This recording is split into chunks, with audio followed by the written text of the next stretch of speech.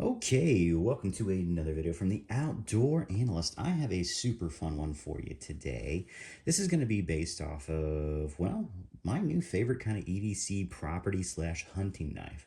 I spent the weekend out in the woods, which was a beautiful thing, and one of my favorite new, I guess, ways to carry and then knives to carry is going to be this awesome Hunt Magua. And I really enjoy this sheath setup with it. It works perfectly for the situation that I'm going for. So this is not the sheath that comes with it. This is a little custom Kydex with the ulti clip on there. And this is the sheath that actually came with it. It is a nice belt sheath. It is a little too big to put into the pocket just because this whole knife is, I think, a 7 1/4 overall, and then 3.5 inch blade. It's just a little bit too big. So it's a good belt sheath. And honestly, if you wanted to be really quiet out there in the woods, this would have been probably the way to go. But since at the same time, I am always carrying something like this on the side, specifically this weekend, on my right side, this and a belt sheath would have gotten in the way. So how do I get around that? The easiest way to carry this thing is in the pocket. Does this stick out of the pocket? Is it noticeable? Yes, and honestly, it's perfect. So this sits in my front right pocket, a little bit forward of this, and that makes things so quiet, so simple, so useful. After the weekend of an unsuccessful hunt, and I knew I'm not going to be back on the property for a few more days, I was okay kind of doing a little bit of a scout around just to make sure to see if I could, spook anything up. So I did a nice long walk, and I did run into some sticker bushes as I'm stalking through there. And you know what the best thing is just pop this thing out, zip those sticker bushes off the trail. It's amazing how fast those things grow. Just shocks me. It doesn't matter how much trail maintenance you do, they're just always going to be around. But this thing was incredible to just pop out of the pocket, zip those things out, get them out of the way, and get back to being nice and quiet without it, snagging on clothes and having it rip and make some crazy sounds. Yeah, the goal is to be quiet even when you're stalking. Yes, you're loud, especially when you actually have your you put some digital earmuffs on, and you can hear how loud you are, getting kind of a little closer to what Bambi hears. It's incredible how loud you are.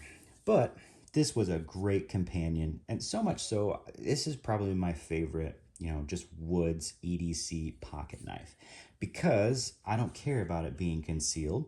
I can throw this in the pocket.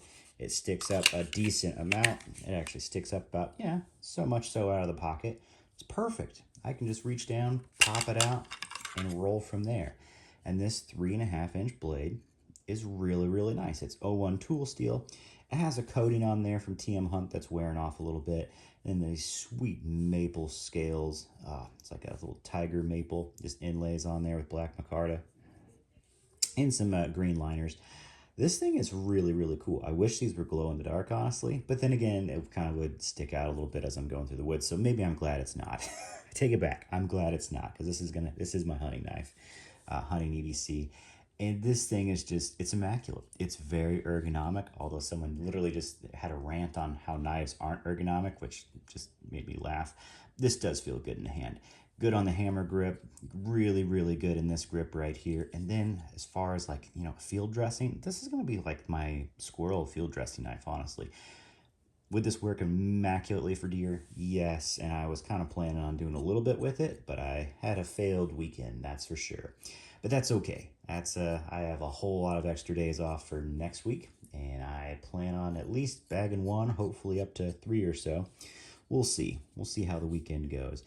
But, for me, if you don't get one on opening weekend, I feel like it just messes with all the regular habits of all the deer out there. And it's okay to take a few extra days off to kind of let them settle a little bit, because they're just, yeah, crazy things happen. You don't get your opening day, you might as well just wait almost a week, just because, yeah, deer habits, they take a little bit while to come back.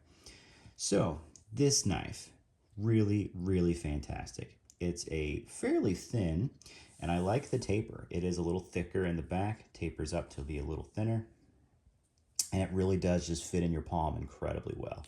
So I do enjoy the ergos. It is kind of a nice drop point on there, even though just the way it's kind of ground, it looks more like it's trailing, but it's a good drop point, honestly.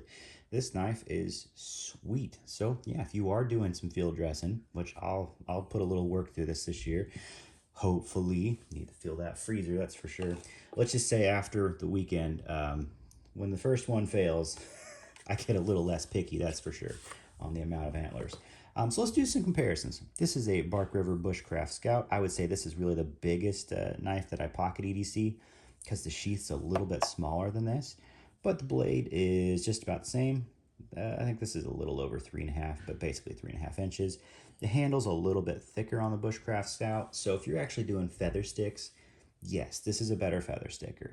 But I think overall, just as a utility knife, I really do like the guard on here a little bit more. This is more bushcrafty, and obviously this is MagnaCut. This is 01, so much more stainless. This is basically better in every single way, but that's okay. This is quicker to sharpen up. This is super fast to sharpen. I don't really mind. I don't mind that on steels. If this was MagnaCut, yeah, it'd be absolute perfection. But do I care that it's 01? Nah, it doesn't really mess with me anymore. Steel choices don't really make that much of a difference to me much anymore, really. I have preferences, but I can use pretty much anything and I'm fine with it. We'll throw another kind of fun reference. This is the SERB3. Size-wise, yeah, this is just about the same blade, maybe a hair bit longer on the SE. You get a little more cutting edge down here because that's not actual cutting edge. Little thicker on the SERB3, that's for sure. This is truly a bushcraft knife, and you can see the handle scales. So much thicker. Is this more ergonomic for woods work? Yes. Honestly, it may be... this feels a little more comfy in this grip. But other than that, I'd say the SE kind of beats it in just about everything else. Although this grip's pretty... I think I like the control over this knife a little bit more than this. It's just the way it's actually kind of laid out. You get a little more control over this. So, yeah, definitely fun. 1095 on the SE. No issues with that. Fairly similar on steels. I guess 01's supposed to be a little bit of an upgrade. I don't notice too much. Maybe a little more edge retention. That's about it. But yeah, just a little knife comparison on there for the size for you. This is the largest, I think, EDC style knife I'll use. Both of these, honestly, as far as like pocket sheaths. That's what I'm really talking about. That's where I EDC. If I'm going to EDC a fixed blade, it's got to go in the pocket. Even when I'm outside. I mean, otherwise it's a belt knife, and I don't care. I'm going to up knife most likely. These are pretty incredible. This is still lighter weight. The Bark River is a little bushcraft scout. So for backpacking, yes, this is a much better package, honestly.